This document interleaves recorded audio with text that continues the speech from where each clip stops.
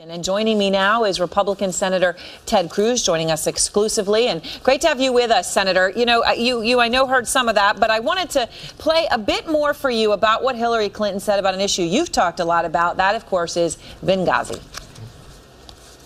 There have been, as you know, a number of investigations, including the independent one that the State Department commissioned, as well as many in Congress. There are answers, not all of them, not enough, frankly. I'm still looking for answers because it was a confusing and difficult time. It sounds like you and the Secretary agree that you are both still looking for answers. Well, I was certainly encouraged when she said that, and I hope that that means Secretary Clinton will support the resolution that I filed in the U.S. Senate, along with 24 other senators, to have a joint select committee to investigate what happened in Benghazi. The House has created a select committee. I've asked the Senate to do so. And indeed, just a few weeks ago when I stood on the Senate floor and asked for unanimous consent for the Senate to do our job to answer the questions that Secretary Clinton rightly noted are still there, Bob Menendez, the senator who's the chairman of the Foreign Relations Committee, stood up and objected. And you know, Erin, his response was striking. In the course of objecting, he said, "I have no idea whether President Obama was awake or asleep the night that our Americans were under attack." And he went even further. He said, "I have no idea whether there was anything President Obama could have done to save the lives of those 4 Americans. But we don't need to answer those questions." Well, with respect, I think those questions are important to all the men and women serving in our nation, and we ought to get to the bottom of the truth. Now, look, it is true, of course, on Benghazi that there need to be answers. People need to be held accountable, regardless of the politics around it. But the politics have taken center stage. You've been a big part of that. And as you know, Hillary Clinton recently in an ABC interview said Republican criticism, a lot of it coming from you. She didn't say that, but I'm noting for our viewers, you've been very critical of her handling of Benghazi, has actually incentivized her to run for president. I mean, do you think you're emboldening her by continuing with these investigations? You know, Erin, the truth isn't partisan. They're basic questions that haven't been answered, and she views it as criticism. To ask what happened that night, why were we attacked by terrorists, why didn't we prevent it, why didn't we have assets in place to save those 4 Americans? And why did the administration tell the American people its story that was demonstrably false? Now, what we do know is even though Secretary Clinton today is telling CNN there are a lot of answers that need to be answered, we know that in the aftermath of Benghazi, her chief political aide, Cheryl Mills, told career Foreign Service officers, don't talk to reporters, don't talk to Congress, don't talk about what happened. And it is not partisan to simply say we should get to the truth. That should be a bipartisan objective, but unfortunately, Secretary Clinton from the beginning has stonewalled on this rather than acting as a partner getting to the bottom of what happened. Well, I mean, you know, it's interesting. I know they were saying, look, part of the reason they didn't want to talk to reporters was they wanted understood more about what happened because they didn't want it to become politicized. They wanted to come out with an accurate part of the story. Maybe that was a poor way from public relations of handling it, but it may have made sense. I mean, if she says now, look, I still need answers, isn't that enough for you? We don't have the answers, though. I mean, she says But I mean, she's admitting I don't have them all. I'm not trying to say I'm blameless. I'm trying to get answers. But she's not trying to get answers. She's trying to block the answers from ever being answered. Indeed, her most famous comment on this is, what difference does it make? She views this as purely through the lens of partisan politics.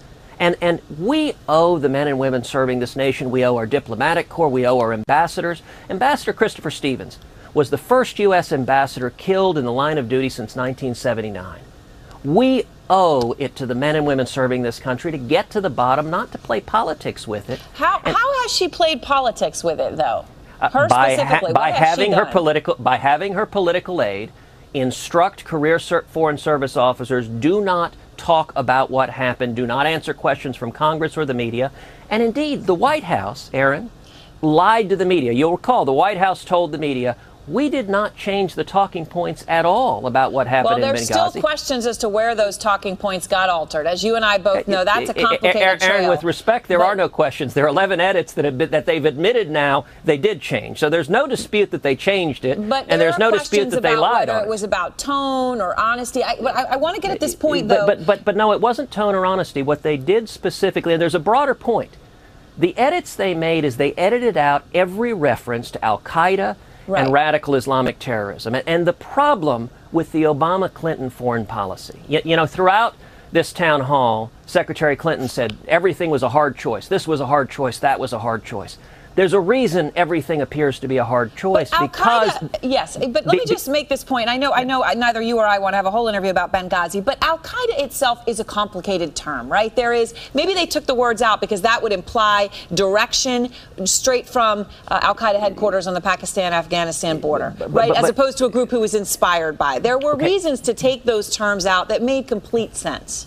Erin, with respect, no, they didn't, because they didn't just take out Al-Qaeda. They took out any reference to radical Islamic terrorism. And the most consistent error of the Obama-Clinton foreign policy is a failure to understand the nature of the people we're dealing with, of our enemies. It is striking that neither President Obama nor Hillary Clinton in this discussion tonight are willing to utter the words radical Islamic terrorism. They do not understand the radical religious extremism of individuals committed to jihad who have pledged to murder Americans.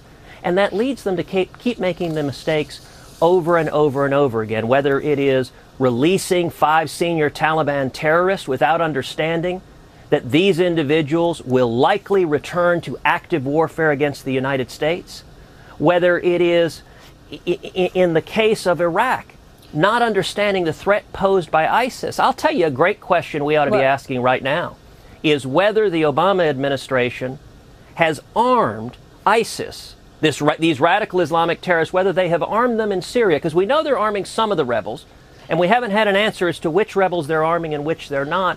And you cannot win a battle against radical Islamic terrorism if you're unwilling to utter the words radical Islamic terrorism, if you don't acknowledge the character. If you believe this is a central threat, as you do, you're putting it out here right now, let's talk about ISIS in Iraq, because you mention it. If this is such an existential threat, as you believe, then that would mean, I guess, intellectually consistently, that you would then be willing to talk to Iran to work together, because the U.S. and Iran are on the same side as seeing ISIS and this radical Islamic extremism that they represent as a crucial existential issue in Iraq.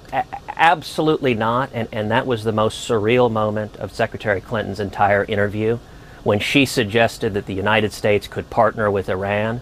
But I don't understand why you would rule it out. If you say this is the central issue, we're on the same side, if you're not willing to work with them, then you must not see it as a central issue.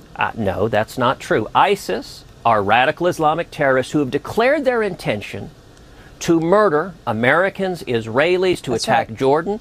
They are enemies.